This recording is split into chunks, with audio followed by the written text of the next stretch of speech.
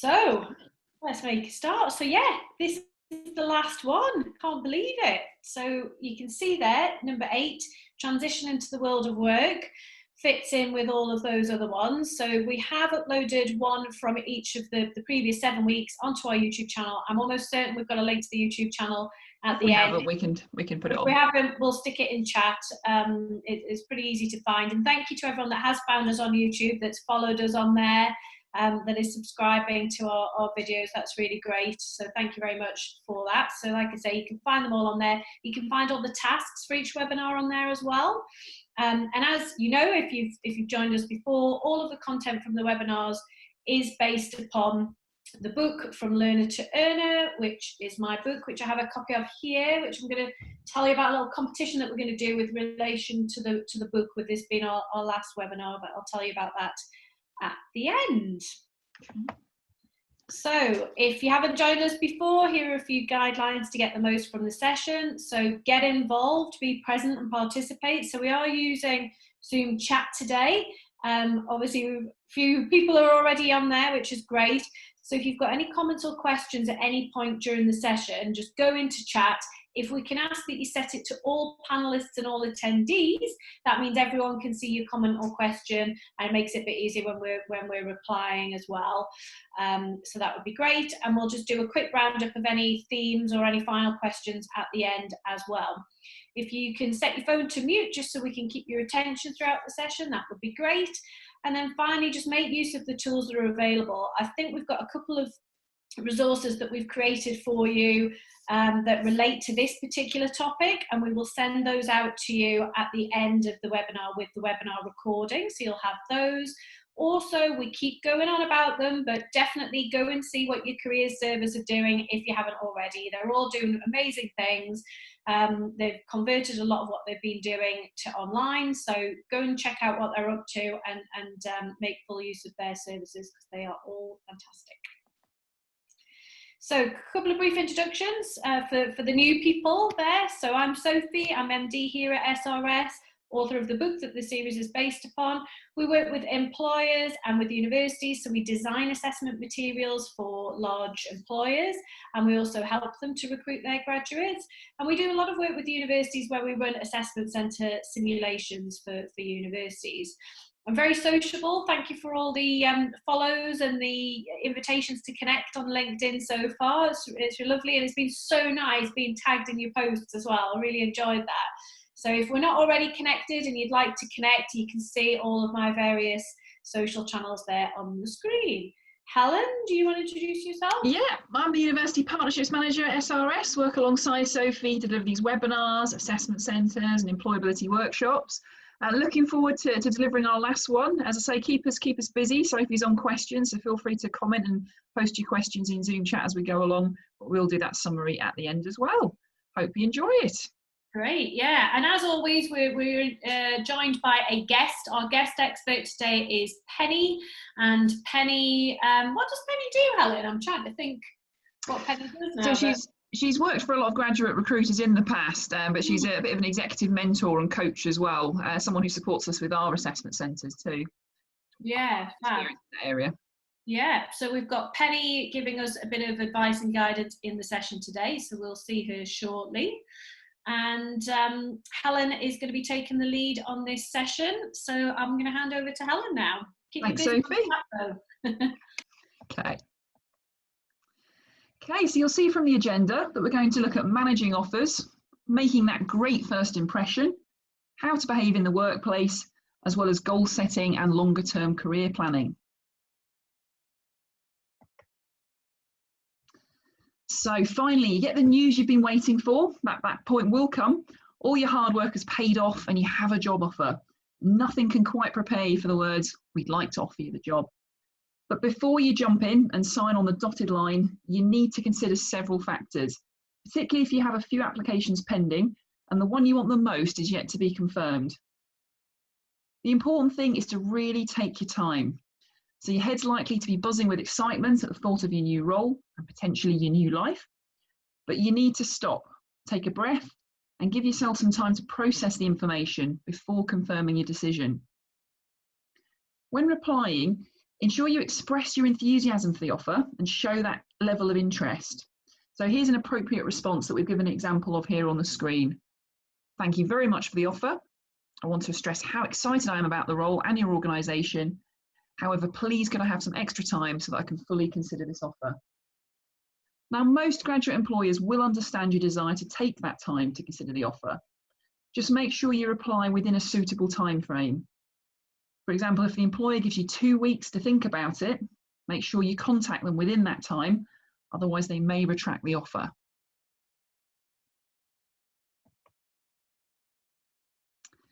Now, usually a verbal offer over the telephone will be followed up by a formal offer letter or an email. And this will include things such as job title, department, salary and benefits, start date, and other terms and conditions. Now, if you're happy with all of this, you can accept the offer by email, telephone, or usually some form of writing. And remember, it's important to withdraw from any other application process you're still involved in at this point, as a courtesy to other employers and candidates.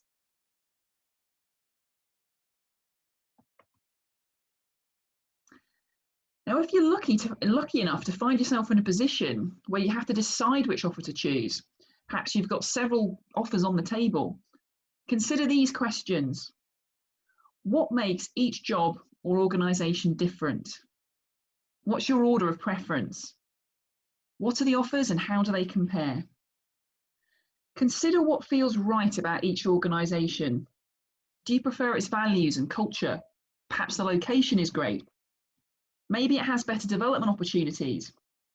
And as mentioned, it's really okay to ask employers for some time so you can decide which offer is best for you. Just don't take too long, because unless you've already made the employer aware of a specific timeline, you might find the opportunity to be given to someone else. And definitely don't play organisations off against each other. This really isn't professional, and it will certainly damage your credibility and your reputation. So it's worth reading the following student case study. I'll give you just a couple of moments there to have a quick read through that.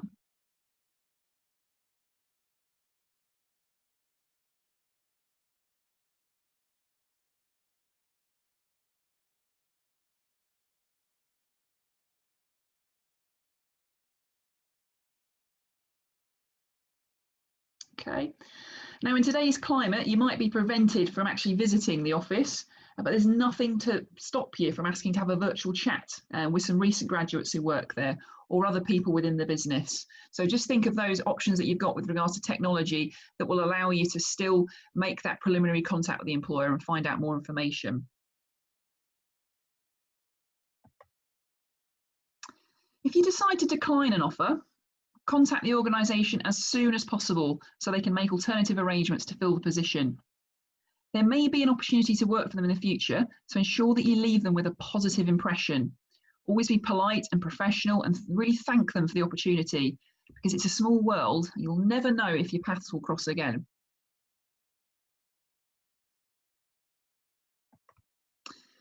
And as if getting through the interview process wasn't terrifying enough, you've now got to think about negotiating your pay and your benefits.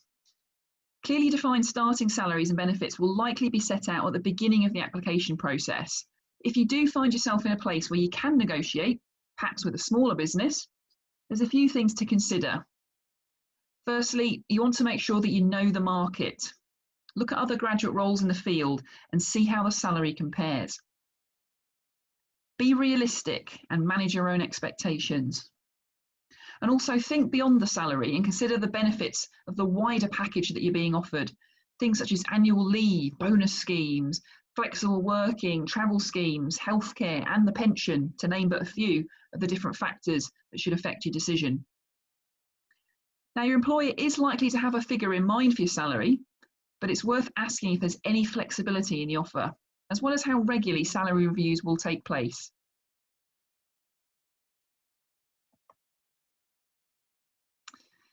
Now, you may be so excited to get a job offer that you immediately want to accept. It may mean working for your ideal business in a really exciting role, but you must nevertheless take time to reflect on the details of the offer. In your offer letter and during your negotiations, make sure that the following questions are addressed. And if they aren't, contact the employer to find out the answers And there's some questions here on the screen. So things like, what is the job role you're being offered? What's the salary? When will you start? What will your working hours look like? All things to consider at this point. And once you've accepted the job, keep in touch with your new employer. They may have additional paperwork for you to complete, or they may want you to meet with your manager and all the rest of the team before you actually start.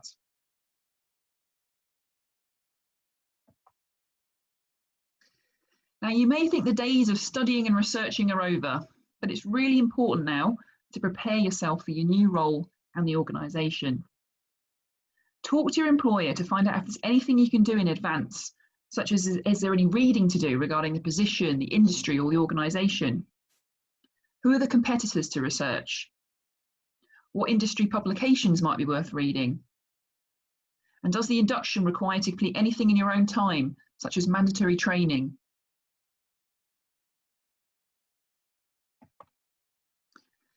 Consider using the time before you start to get organised, such as thinking about the things you might need when you start work, such as stationery or other equipment. You might also be required to bring some essential documents with you or send them in advance. Know the dress code and make sure you have the right clothing. Organise your travel or tech arrangements, either planning your route or practicing with a digital platform that the employer will be using. Think about what you're going to do for lunch and breaks. And most importantly, make the most of your time off before you start and have a break. This time is really precious, so make the most of it and get your head in the right space for starting that new role.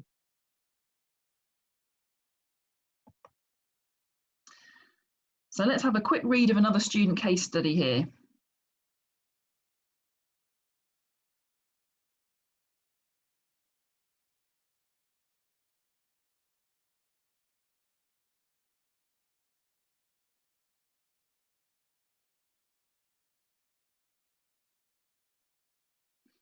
Now, clearly, you might not be able to go travelling at the moment, and your travel route to work, maybe just from your bedroom to your living room. However, the key messages are the same: the importance of preparation before you start your new role, and the need to keep yourself informed about relevant changes in the industry.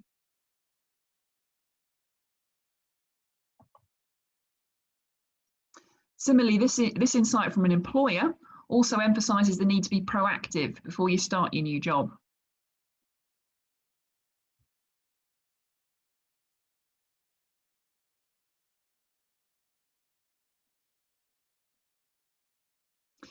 Now, it can be challenging to transition from university into the world of work.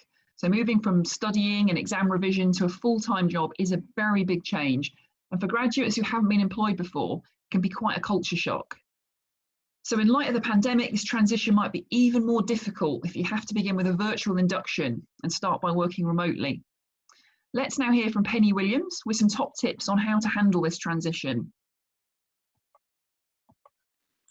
Starting out in your career is a very exciting time, and of course you want to do everything you can to be successful. In order to get off to a great start, I'd suggest 3 things to help you transition into your new role. Firstly, get to know people in your new company, people in your department, in other departments, and people in social clubs within your organisation. You'll be amazed how building up contacts will really help when you need to know who to go and speak to in order to make things happen. And other people will know too who to speak to in your department if they need a contact. And developing good contacts throughout the organisation will make the working day much more endurable, and you'll be more aware of initiatives which are going on. It may be more challenging to get to know people if you're working from home, but a lot of employers will be creating opportunities for virtual and online networking. Seek them out and take part. Secondly, develop a good reputation for being someone who delivers more than your role by looking for new opportunities to do more than your job spec and keenly making these opportunities your own. Such as, when a new online tool is introduced in your department, become the team expert on how it works and help colleagues if they have questions. You can quickly become the go-to person for the subject and start developing a reputation as someone who's approachable. I will always remember one of the best graduates who worked for me. He showed great initiative and drive, keenly adding new and useful things to his role. He became trusted throughout the department and people found him easy to work with, and he gained a very positive reputation and visibility with senior management, who then started to think of him when new opportunities arose, which then springboarded his career. With working from home these days, everyone is adapting. There may be new opportunities which remote working brings, in which you could become the expert. Thirdly, keep in regular contact with your manager through one-to-one meetings. Your manager is likely to be very busy, but they will also be your greatest ally. If you can figure out what's important to them, do what you can to support them in them being successful. Your professional relationship with your manager is really important, as they will hold the opportunities to further your career. So in summary, get to know people in your company. Look for new opportunities to do more than people expect, and also get to know your manager. And I wish you well as you start to transition into your new role. Thanks very much to Penny there. So it's important to start as you mean to go on in a new job. And there are a few things you can do on your first day and beyond to impress your new employers. Firstly, arrive on time. It's always better to be early than it is to be late. Leave yourself plenty of time and consider your travel arrangements and how long it will take you to get to work in rush hour, or practice with the tech beforehand if it's a virtual induction, and get yourself logged on early. Never underestimate the importance of dressing appropriately. The way that you dress can have a big impact on first impressions, and most organisations adhere to one of 3 dress codes, and you need to find out which one is relevant. For example, it could be business professional, such as for banking and financial services, where a suit, shirt and tie is required. Alternatively, it could be business casual, such as for marketing or engineering, where smart trousers and shirts are acceptable. Or it could be comfy casual, with jeans and a t-shirt. Moving on to being positive. So nothing says I'm pleased to be joining more than having that positive and can-do attitude. Really show enthusiasm for being part of the team and take every opportunity to meet new people, like Penny said. Leave any personal problems to one side and channel your passion into this new opportunity.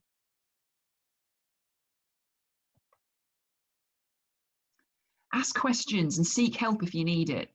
No one expects you to know everything on your first day, and you may find that it takes weeks or even months until you feel comfortable with everything. Enjoy those first few weeks of being new and ask lots of questions. This really shows your interest and that you care about doing things right. And it's far better to ask for help than plough on with a task and make mistakes that could have been avoided. And finally, stay organised. You'll likely attend an induction programme and make lots of notes. Listen to what's said about the culture and any processes or rules that they may have. Keep a diary or make a to-do list to help you stay organised. You'll be surprised by how much information you receive in those first few weeks. So help your brain out and make those notes so that you can refer back to them later should you need reminding of something.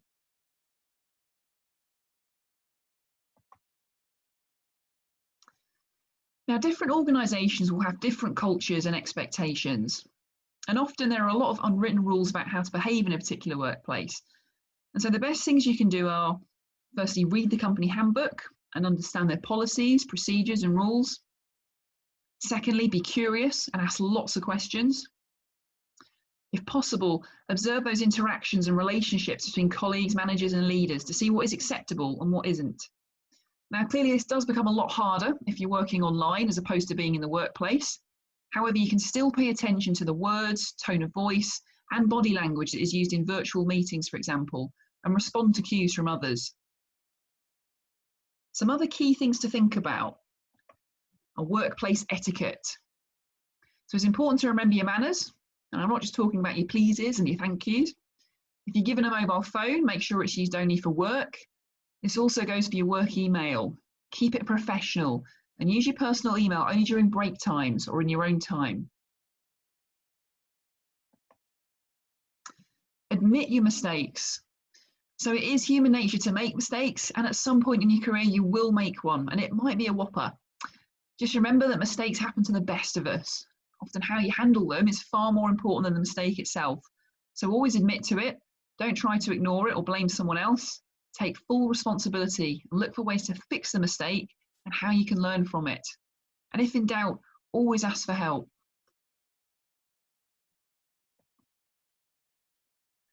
Respect in the workplace is extremely important, and colleagues who respect each other tend to get along well, and no boss wants their employees arguing and fighting. Always be polite and professional and avoid unnecessary conflict or drama.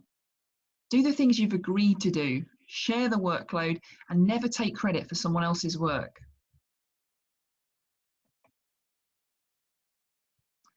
Whether you're attending a virtual meeting, a conference, a webinar, or a night out, hopefully in the months to come, remember that you're representing your employer and you're effectively a brand ambassador. Dress appropriately and manage your intake of alcohol, and always remain professional. Should other colleagues not be able to attend the events, be willing to share the information you've learned and bring that back with you. Now, the workplace can be full of rumours and gossip. It can be difficult not to get involved. Try to keep your distance from the office gossips. Every workplace has one. Remain neutral on work-related topics during those first few weeks in particular. It's okay to have an opinion, but think first before you share it. Make sure it's well thought through and adds value.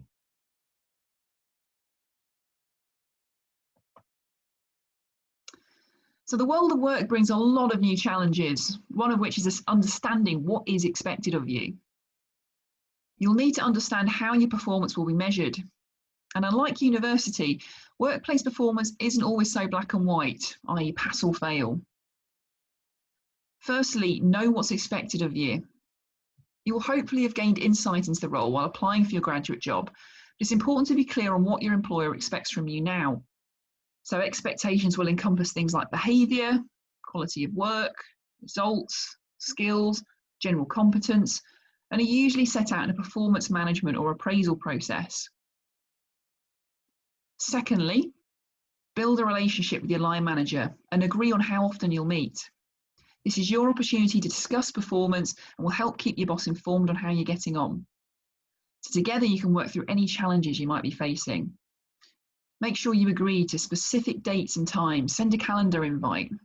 Your line manager is likely to suggest this approach, but it doesn't hurt to be one step ahead of the game.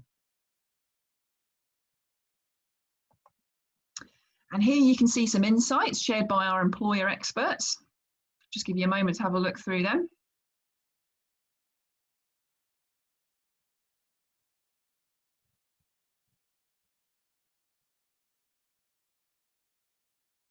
Now, all of these hints and tips are relevant for a transition into the workplace or working from home. However, let's take a quick look at what employers are doing with regards to virtual inductions and remote working. And I'll hand you over to Sophie to talk you through this. Thanks, Helen. So you can still expect an induction if it's virtual via an onboarding platform. The length of a virtual induction would depend on the role and the organisation, but for larger firms, you could typically expect to see it last around 3 days. A lot of employers are still sending out an induction pack in advance of the first day, which provides a further opportunity for you to understand their vision, values, and structure. In some cases, each employee is being emailed with an individual timeline highlighting a variety of virtual events, meet and greets, and online training modules. As part of the induction, there will also probably be a mix of pre-recorded talks and live Q&A sessions. Employers recognise that it's harder to form those personal connections online, and therefore they are likely to communicate a lot more with you, particularly through channels such as WhatsApp and Slack, where you'll be able to join and interact with different communities. Social events are also being hosted through platforms such as Zoom. So with regards to remote working, all of the tips that we've already covered still apply. However, some key points to consider are creating a dedicated workspace. Now, I know this might be difficult if you're in shared accommodation, for example, or if you're back home with your family, but do what you can to create a professional, distraction-free environment where everything you need is to hand. Implement a routine that replicates the working hours of your employers, such as setting up clear start and finish times. Try and coincide your breaks with others so that you can join virtual coffee catch-ups. As a recent graduate, you might be used to the flexibility of working whenever and wherever, but it is important to try and get into a similar working routine with your colleagues, particularly if there comes a time, hopefully soon, when you do have to return to a physical environment. Be upfront and honest about what you can and can't do. With remote working, it can be harder to spot when someone is struggling or needs help. So therefore, you have to speak up that bit more and be very clear about how you're feeling and progressing with your work. With regards to using the different technology and platforms, this should be a help rather than a hindrance. So tell your employer if you haven't got the right equipment or you need further training on something, for example.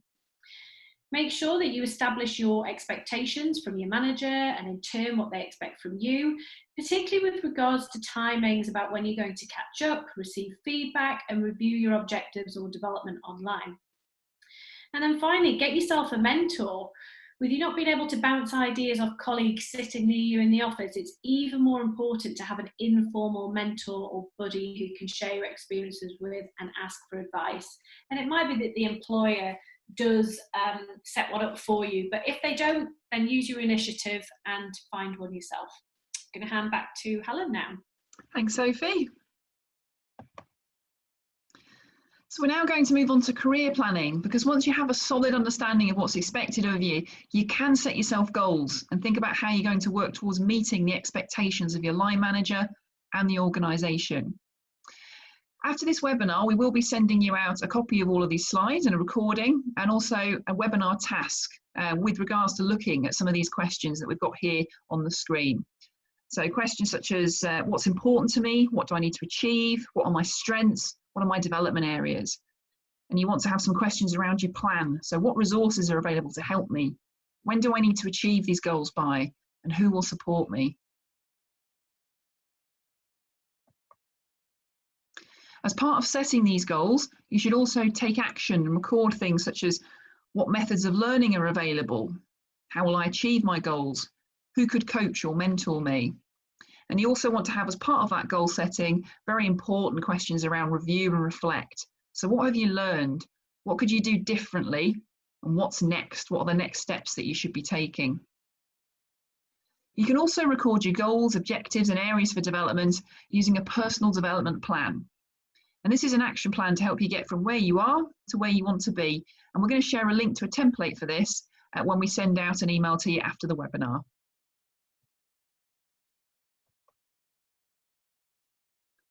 So although you've probably been focused on getting your first graduate job, you've likely given some thought to what you want from your career long term.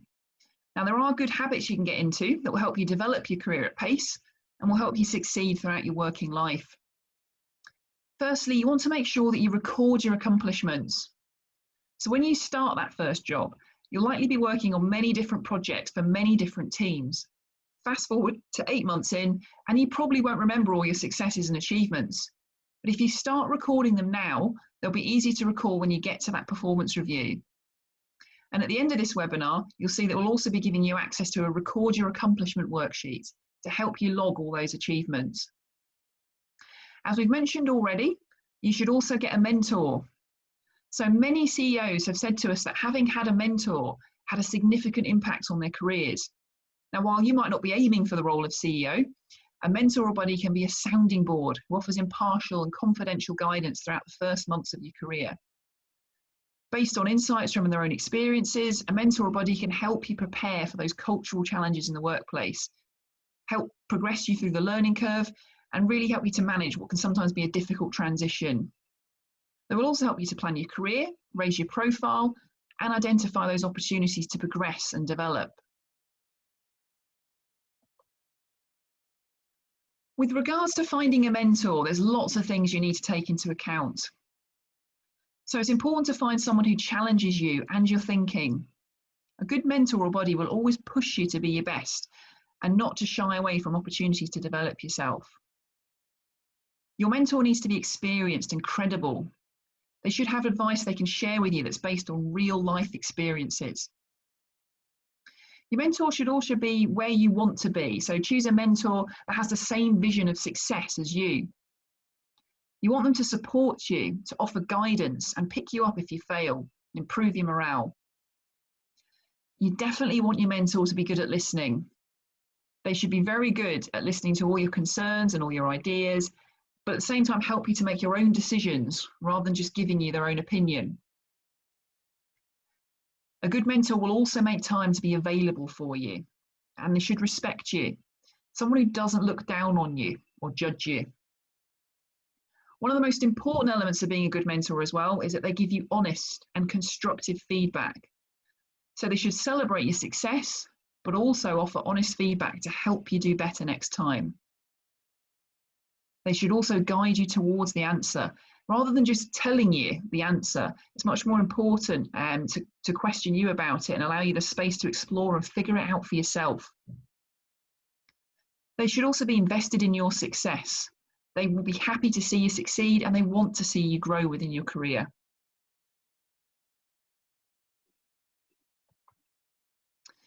And before we finish, I just wanted to draw your attention to some further tools that will help with your career planning.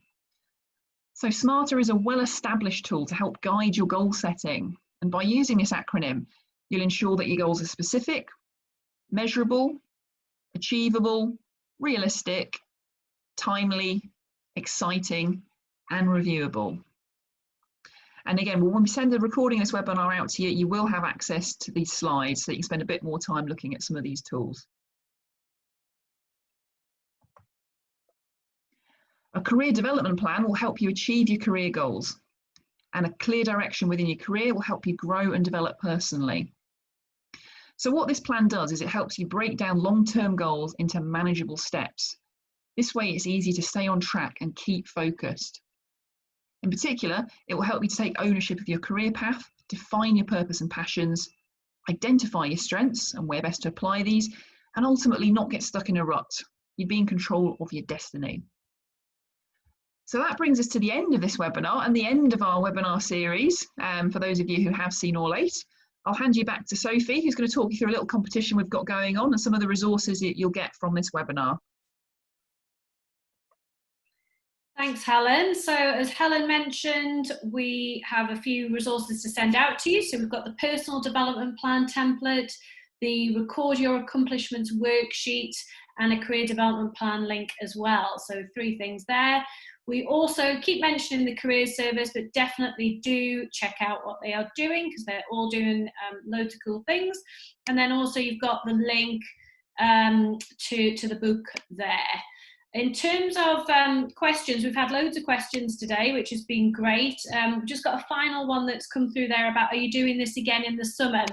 Now, we've got no plans to do any other webinars in theory because we did just throw this together. That sounds like it was really easy. It did take us a while to put these together.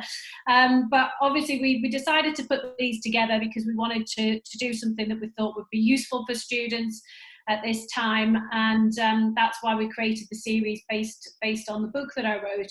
Now, we've enjoyed it a lot. Clearly, we can't sort of do webinars all the time because we've got to make some money, but we've really enjoyed running these and we would actually like to do some more. So, you know, if you've missed out on the other ones, definitely go and have a look at the YouTube channel. Helen, can you put the link to the YouTube channel in chat? Can you, is that possible, or do I need to do that? I can ask, it might be better if we send it out in the email following the webinar. Yes, we'll send that out. We'll send it out in the email. We'll make sure you've got that. So go and have a look at all the other ones. When you come off this webinar, you will be taken to a survey, which you'll have seen before if you've been on previous ones, but we do send them out for each session.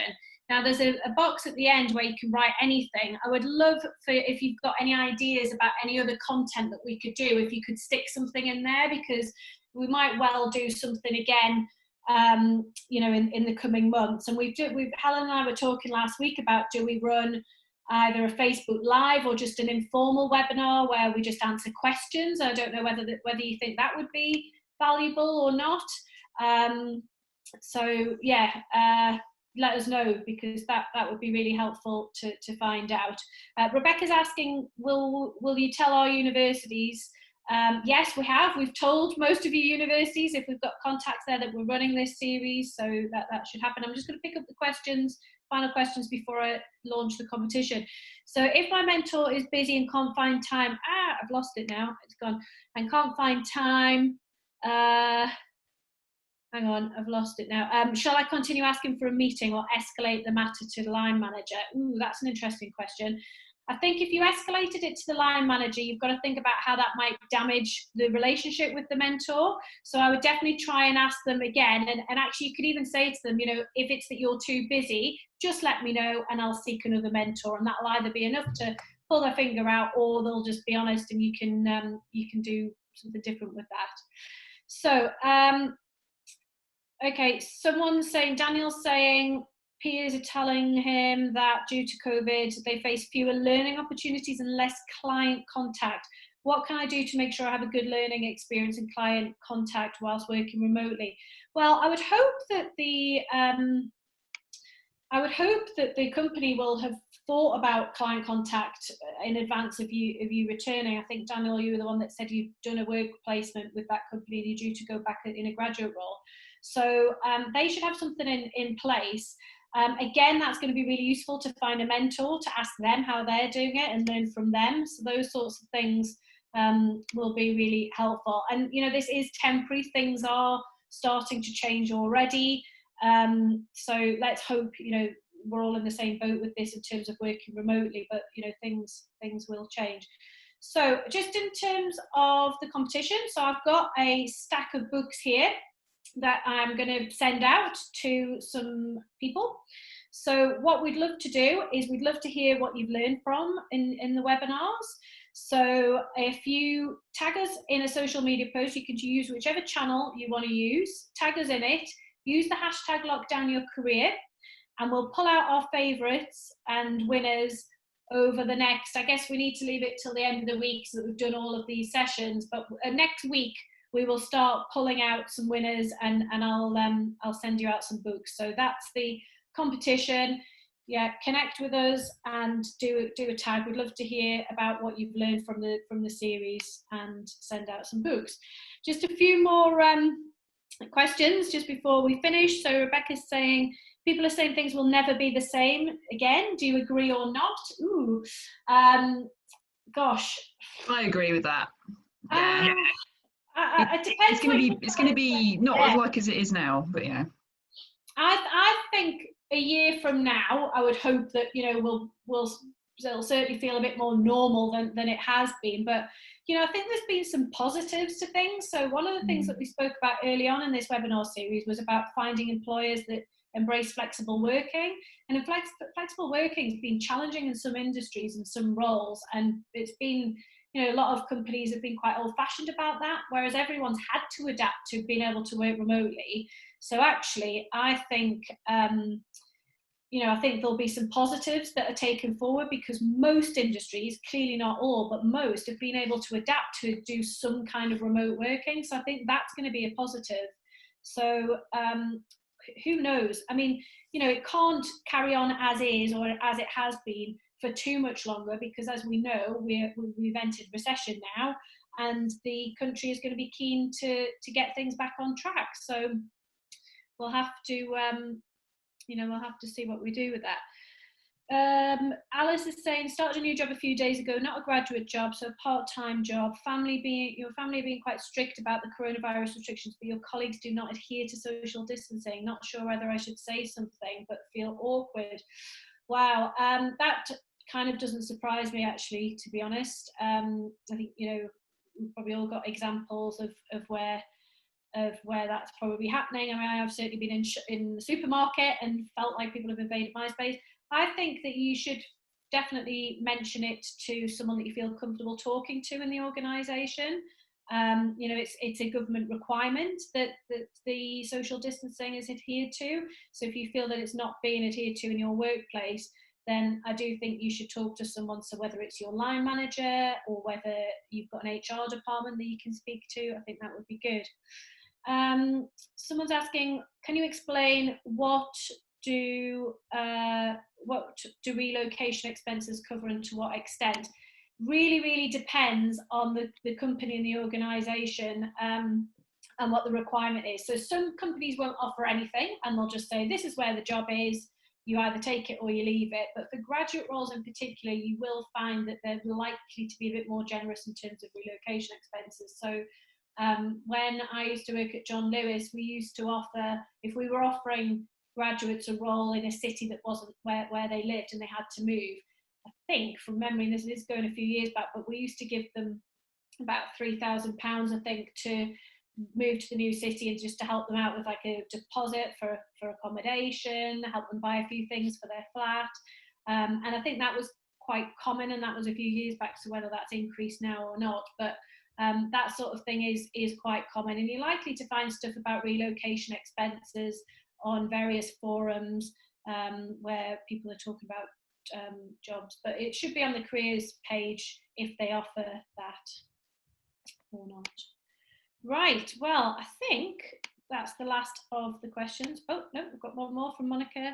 Just secured a job at a care home and my parents maybe leave the job due to coronavirus. Okay, I want to start looking for jobs in the care sector, but my parents are being strict because of the virus, and I feel like I am being, since the only experience I have is volunteering for Alzheimer's Society. Okay.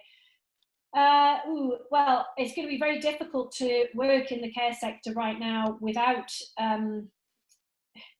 finding things challenging, I guess, with the virus. I mean, one thing I would expect from the care environment is that they have PPE and that they have very, very clear things in place.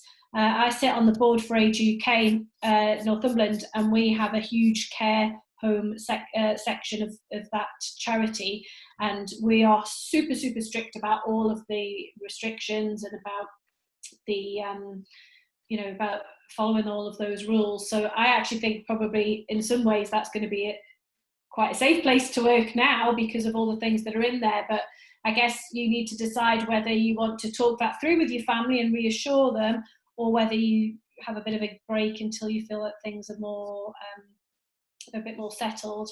The other Rebecca's suggesting that you talk to a union, which is an option if the organisation is part of a union. Someone else saying, I would also like to know about visa, work permit, sponsorship. Do employees have to be responsible for their own visa application fee? So the rules around visas and work permits change all the time. So you're best off asking the employer as to what they offer, but I don't think you should ever be responsible. I wouldn't expect you to be having to pay for anything within that, but I don't know, it depends what they're offering. I mean, you can only really work for an employer if you've got the right to work in the UK. So for particular roles, it might be that they're sponsored by the employer because it's a role where we have skill shortages in the UK. So you do need to speak to them about what is available, but you need to have the right to work in the UK, otherwise they can't offer you a job. Someone else is saying there are lots of restrictions in place now at most care homes. Yeah, that's what we would expect. Rebecca saying, can you recommend help with graduates in Newcastle? Which employment agency? Since you are up here, we are up here, yes. We did actually cover that. Which one was it in, Helen? Was it in webinar 2? Yeah, the job search, yeah. In the job search, we've listed a load of recruitment agencies in particular in that one. So you can find some recruitment agencies in webinar 2. We also gave a list of around about 10 graduate specific jobs boards where you can register with those and sign up for alerts on whichever jobs, and you can set those job alerts to the sector, you can set them to location, so all sorts of things that you can set them to, and you'll be sent the email alerts on those. So definitely go back to that one if you missed it, or if you need a bit of a refresher, because that will be a good place to find jobs, etc. Okay, mature student, Rebecca's saying it's really helpful, didn't have any help when you were younger. Well, I'm glad that this has all been helpful. You kept Sophie busy there, well done. You have, I love it when we put questions on chat, it definitely makes things fun. So thank you for all of your questions, that's great. Definitely check out our YouTube channel, do the competition. I'd love to send some books out. Oh, we've got a few more comments and questions there. Can you update about job fairs during these times? Okay, so most universities are telling us that they're still running jobs fairs, but that they're going to be virtual for this season. So again, talk to the career service and find out what they're doing. Someone's saying, do you reckon it's too late to get into a graduate scheme now, given the situation? No. I mean, I would say this time of year, a lot of employers would have closed their schemes for applications anyway, or they might reopen for summer recruitment, but people are still recruiting. So definitely, go back to that job search one and find the websites to get the alerts, and you'll see who's still recruiting. Thank you. Durham has a virtual jobs fair coming up in October, November, Rebecca says. I think there's quite a big one on prospects as well that's being organised. Prospects, if you look into them online, they're a big online organisation that supports students, and they're definitely running one. Great. And someone's saying, will you run any assessment centre simulations? Well, we do run assessment centre simulations, but we do those directly with the university. So depending on who your university is, they might well be running an assessment centre simulation either with us or on their own. So ask them if they're running one, because if you've got an opportunity to attend an assessment centre simulation, definitely take it, because that will help prepare for the real thing. So definitely do that. Lauren's saying she's going into third year in September, and the sessions have made her feel a lot better about graduating. Well, that is lovely to hear. Oh, thank you. Thank you.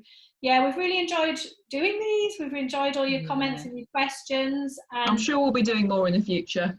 Yeah, definitely fill out the survey, because if you give us some ideas about stuff you'd like to see, or just that you'd like to see something, then that'll give us a bit of motivation to come up with something. But yeah, thank you very much. Thank you. I think we covered all the questions there.